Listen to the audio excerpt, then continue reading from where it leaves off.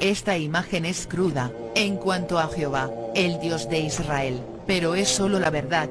Habrá personas que dudarán y no lo creerán, pero la misma Biblia lo describe. Para esto hay que tener valor y corroborar estas citas. Isaías 13:5. Vienen de lejana tierra, Jehová y los instrumentos de su ira a destruir toda la tierra. Y esto pertenece a la cultura Ubaid y está encontrado, creo que era el norte de Irak, en el yacimiento de Jarmo. Estas figuras para mí son muy importantes porque muestran estos cráneos dolicocéfalos, alargados, con estos ojos almendrados. Y lo más interesante aún es la hembra, este era el macho. La hembra parece estar sujetando un bebé, aún en periodo lactante, y tiene unas facciones más reptilianas aún que la propia madre. Pero claro, si esto se terminara aquí, uno puede pensar que es una simple casualidad o coincidencia, pero realmente, como podemos ver aquí, ya existen cráneos que se han encontrado. Algunos de estos pertenecen al Museo Arqueológico de Lima y al Museo Nacional de Ica. Estos cráneos, claro, uno puede pensar que pertenecen a antiguos rituales de deformación. Lo que se ha contado siempre, vamos. Lo que se ha contado siempre, que el niño cuando nace le ponen unas tablillas de madera con una cinta de cuero y sufre el chaval una compresión craneal constante. Pero con eso lo único que consigues es deformar la frente, los laterales y la nuca. Lo que jamás se podría conseguir es, digamos, aumentar en centímetros cúbicos la capacidad del cráneo. El cráneo más grande del que se tiene constancia, cráneo humano más grande, medía 1980 centímetros cúbicos. Pero es que algunos de estos cráneos llegan a medir hasta 3.200 centímetros cúbicos. Pero ¿qué conexión puede haber, David? Y te agradezco la claridad entre esas figuras que nos remontan a milenios en el creciente fértil y esto que viene de Perú. ¿Tú me quieres decir que los Anunnaki o su presencia, sus descendientes, qué sé yo, han estado en nuestras culturas antiguas permanentemente? Permanentemente, y además está ahí siempre implícita la simbología de la serpiente, del dragón, del reptil. Siempre hablan de lo mismo, vayas a la cultura que vayas. ¿Por qué siempre hablan de lo mismo? ¿Por qué? Porque ellos de alguna forma tienen una historia en la que tú crees de nuestra propia creación. Es decir, somos hijos de estos seres, de estos semidioses o dioses que nos crearon como experimento. Esta es la gran teoría, ¿no? Sí. ¿Lo crees? No, estoy absolutamente convencido y creo que hay bastantes pruebas, incluso a nivel genético, de que nosotros, pues evidentemente tenemos 46 cromosomas y la evolución lo que no puede hacer es disminuir las cantidades cromosómicas. Los homínidos tienen 48 cromosomas. Entonces ahí se está ahora, pues muchos genetistas hablando, sobre todo uno de los máximos divulgadores en este tema es Lloyd Pye, que hablan de que los cromosomas 2 y 3, cromosomas humanos, han sido cortados y ensamblados por la parte de los telómeros.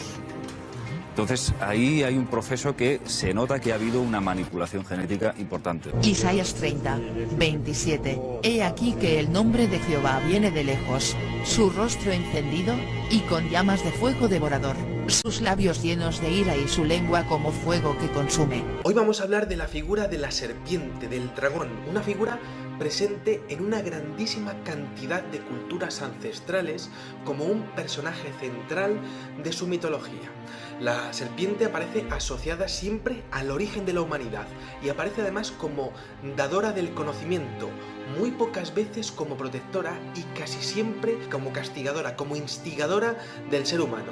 Dioses serpiente, fuertes, viscerales, omnipotentes, crueles y siempre superiores a cualquier tipo de ser humano. También suele encontrarse como pares opuestos, significando las energías contrapuestas, lo masculino y lo femenino, el bien y el mal.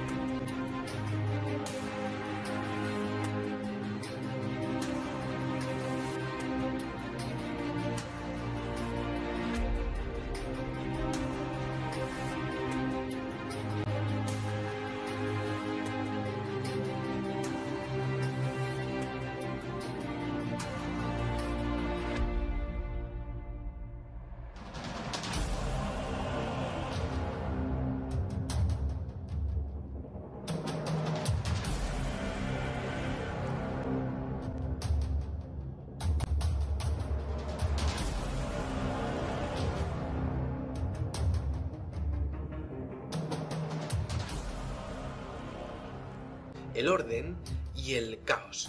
Podemos encontrar esta simbología en la Biblia, en los mitos de Sumeria, en el antiguo Egipto, también en las culturas de la India, de China, de Japón, de Malasia, en la cultura minoica, en la celta y obviamente en la cultura azteca y maya, como Quetzalcóatl para los aztecas o Ningishida para los sumerios, ¿no?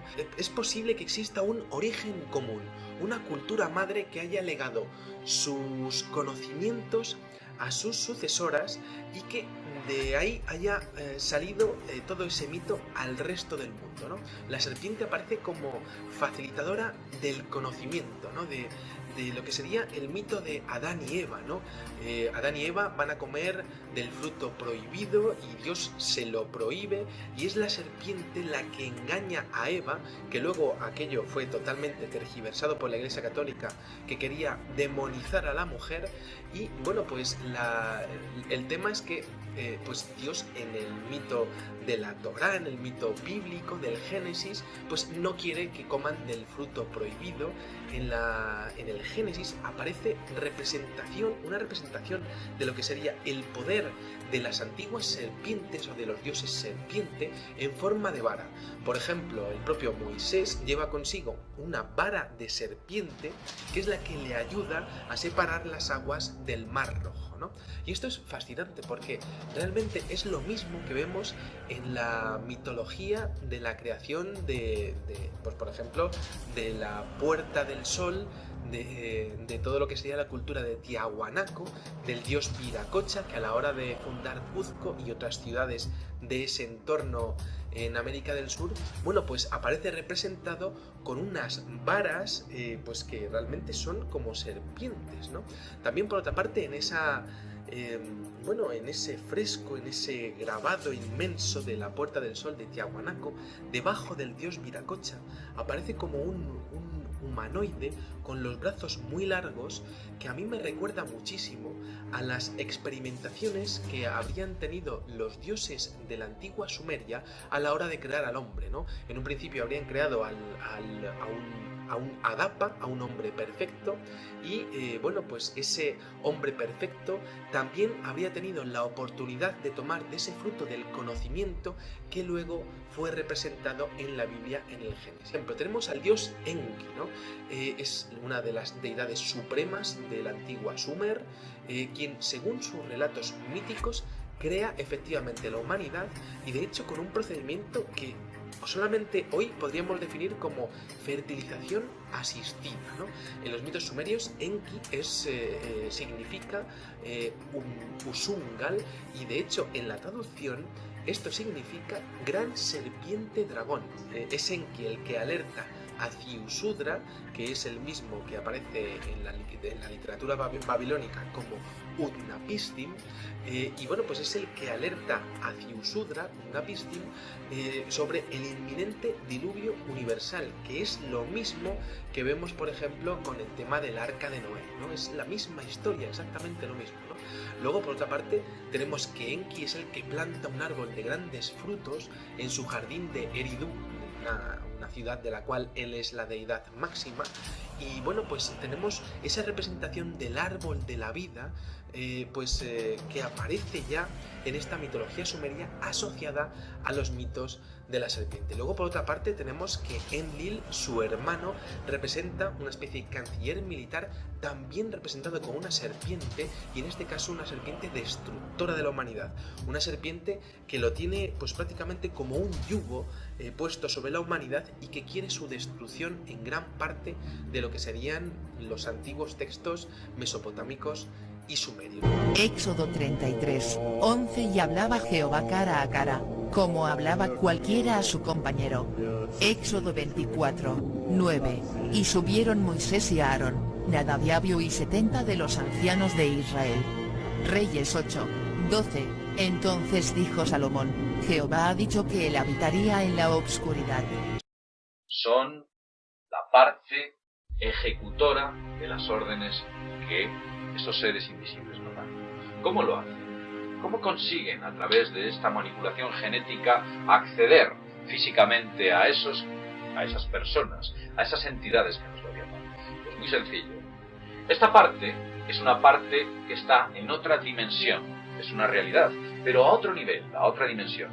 Y gracias a una correcta manipulación genética han conseguido acceder desde esa dimensión a la nuestra, utilizando a esos oligarcas que nos controlan y nos dominan. Muchos de vosotros os estaréis preguntando ¿por qué? ¿Por qué están ahí? ¿Por qué nos controlan y por qué nos dominan? Pues muy sencillo, porque para estas entidades que aquí he dibujado, este ojo del destino, para este ojo del destino, nosotros somos una forma de alimento. La planta se come al mineral, el animal herbívoro se come a la planta, el carnívoro se come al herbívoro y el humano se come al carnívoro. ¿Quién se come al humano? Ellos se comen al humano. Pero no es una alimentación física como podamos entender. Ellos no nos comen físicamente. Una serie de energías sutiles que emanamos, en ciertas circunstancias, alimentan algo que ellos necesitan. Una serie de energías producidas por el miedo, el terror, el pánico, la desesperación, el dolor, la ansiedad, todos aquellos sentimientos humanos que afloran del hombre, son alimento para estas entidades. Amos 5, 18 Ay de los que desean el día de Jehová. ¿Para qué queréis ver este día de Jehová? Será de tinieblas y no de luz. Aquí se ve claramente que Jesús hablaba de un Dios que ellos los judíos no conocían y Jesús jamás se refirió a su Padre Dios como Jehová. Jesús vino a desenmascarar a Jehová. Juan 5, 37 También el Padre que me envió ha dado testimonio de mí. Nunca habéis oído su voz, ni habéis visto su aspecto. Juan 17, 25 Padre justo, el mundo no te ha conocido, pero yo te he conocido, y estos han conocido que tú me enviaste. Juan 1, 18 A Dios nadie le vio jamás. Entonces esa entidad sanguinaria que hablaba con Moisés, ¿quién era?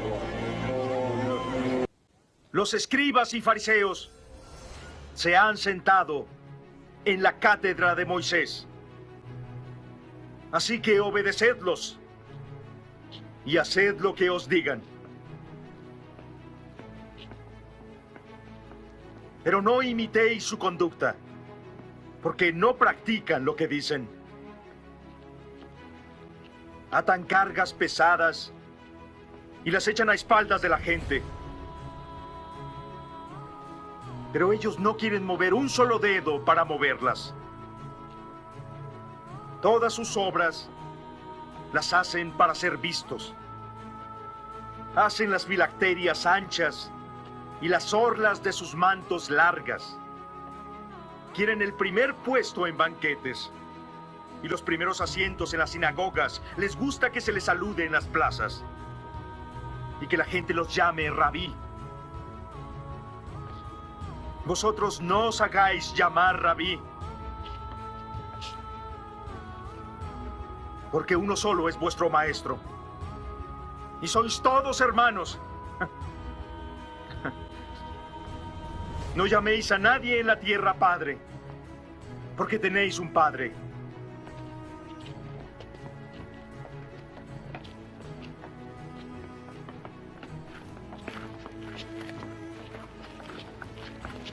¡Ay de vosotros, escribas y fariseos hipócritas, que cerráis el reino de los cielos a los hombres! Vosotros no entráis, y a los que están entrando no les dejáis entrar. ¡Ay de vosotros, escribas y fariseos hipócritas, que recorréis mar y tierra para ser prosélito! Y cuando lo es, lo hacéis hijo de Jena, el doble de vosotros. ¡Insensatos ciegos! ¿Qué es más grande? ¿El oro o el templo que hace al oro sagrado? ¡Ay de vosotros, escribas y fariseos! ¡Oh, hipócritas! Pagáis el diezmo de las especias, menta, eneldo y comino, y descuidáis los asuntos más importantes de la ley: justicia, misericordia y también la fe. Esto es lo que había que practicar, sin descuidar aquello. ¡Oh, guías ciegos! Que coláis el mosquito y os tragáis el camello. ¡Ay de vosotros, escribas y fariseos hipócritas! Purificáis por fuera la copa y plato, mas por dentro están llenos de rapiña e intemperancia. ¡Fariseos ciegos! Primero limpia por dentro la copa y plato, para que también su exterior se purifique. ¡Oh, hipócritas! Sois como sepulcros blanqueados, que parecen hermosos por fuera, pero por dentro están llenos de huesos de muertos y de toda inmundicia. También vosotros por fuera aparecéis justos ante la gente, pero por dentro estáis llenos de hipocresía e iniquidad. ¡Oh, hipócritas! Edificáis sepulcros de profeta y adornáis monumentos de justos. ¡Colmad también la medida del pecado de vuestros padres! ¡Serpientes! ¡Sois raza de víboras! ¿Cómo escaparéis a la condenación del Jena?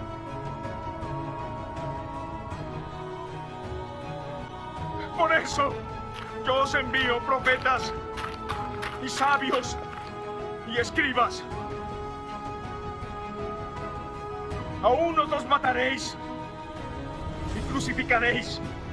A otros azotaréis en vuestras sinagogas y perseguiréis de ciudad en ciudad, para que sobre vosotros caiga la sangre inocente derramada sobre la tierra, desde la del justo Abel hasta la sangre de Zacarías, hijo de Baraquías, a quien vosotros asesinasteis entre el templo y el altar.